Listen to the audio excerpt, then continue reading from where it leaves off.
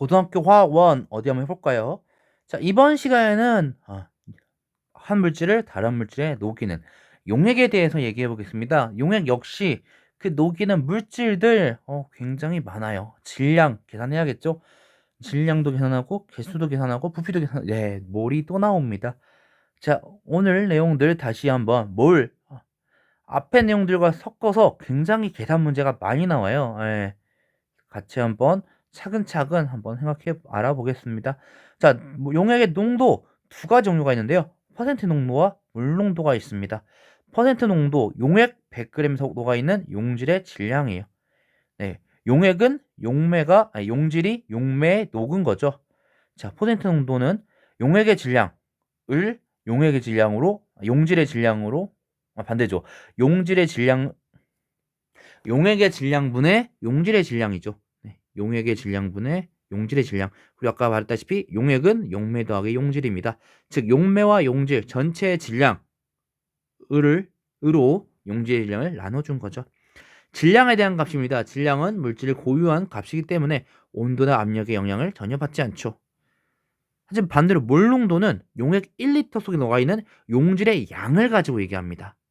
퍼센트 농도는 질량, 몰 농도는 양, 개수랑 관련되는 거죠. 네, 용액의 부피 리터분의 용질의 양 몰로서 계산이 됩니다. 즉 용질 1몰의 질량으로 용질 1몰의 질량으로 용액에 1리터 속 녹아있는 용질의 질량을 나눠준 거죠. 자, 왜 이렇게 되나요? 자, 분모가 리터, 분자가 몰이네요. 몰.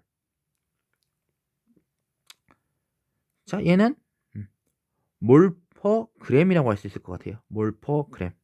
용질의 양 나누기 용질의 질량. 몰 퍼 그램. 즉, 분자와 분모 모두 그램으로 나눠준 거예요.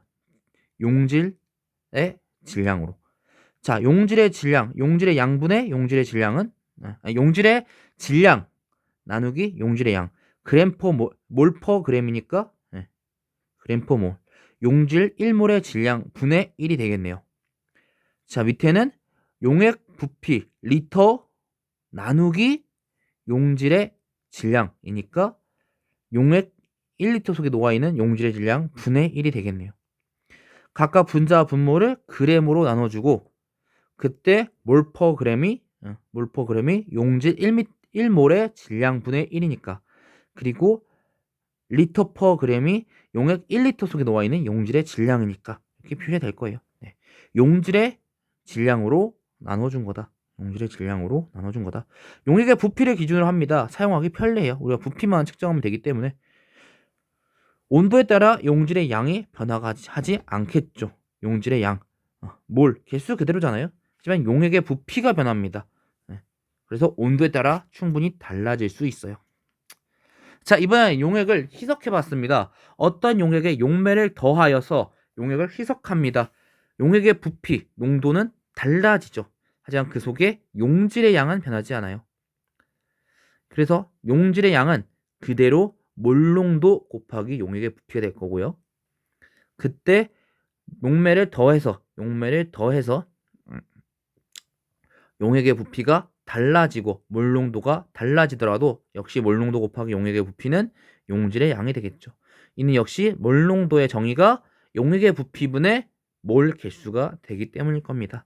자, 같은 방법 용액을 섞어봅니다. 같은 용질이 용해되어 있는 농도가 서로 다른 두 가지 용액을 혼합해요. 부피와 농도 당연히 달라지겠죠. 부피 달라지겠죠? 예, 다른 용매가 용액이 섞였으니까 그 용액에 있는 용매양이 더 늘어날 거고 용질량도 늘어나겠고요. 하지만 또 농도도 달라질 거예요. 예. 하지만 전체 용질의 양은 달라지지 않습니다. 전체 용질의 양은 달라지지 않아요.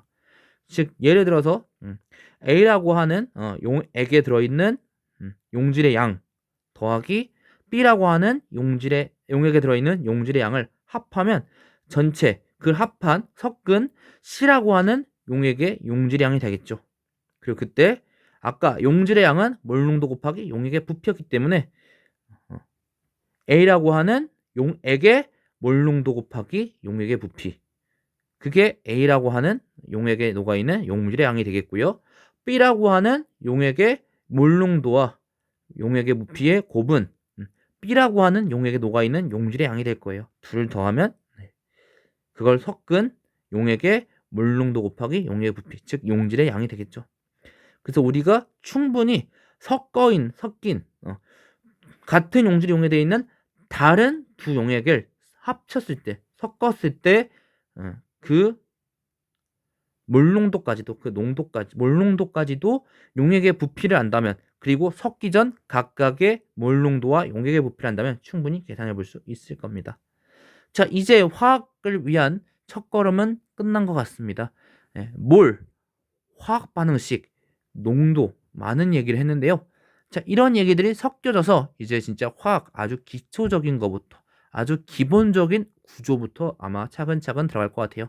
다음 시간에는 이제 화학하면 생각나는 아주 기본적인 이야기, 원자에 대한 이야기를 시작하도록 하겠습니다. 자, 오늘 너무나도 수고하셨고요. 다음 시간에는 원자에 대해서 알아보겠습니다. 특히 오늘 내용들이 수학 계산으로 잘 나오는 내용들, 지난 시간에 몰과 관련해서 화학 반응식과 관련해서 정말 수학 계산이 잘 나오는 내용들이기 때문에 다시 한번 차근차근 정의, 그리고 그 이유들 차근차근 한번 생각해 보시고요. 정리해 보시고요.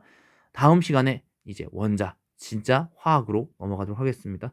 오늘 너무나 수고하셨습니다. 다음 시간에 뵙겠습니다. 그러면 고등학교 화학 1 다음엔 어디부터 해볼까요?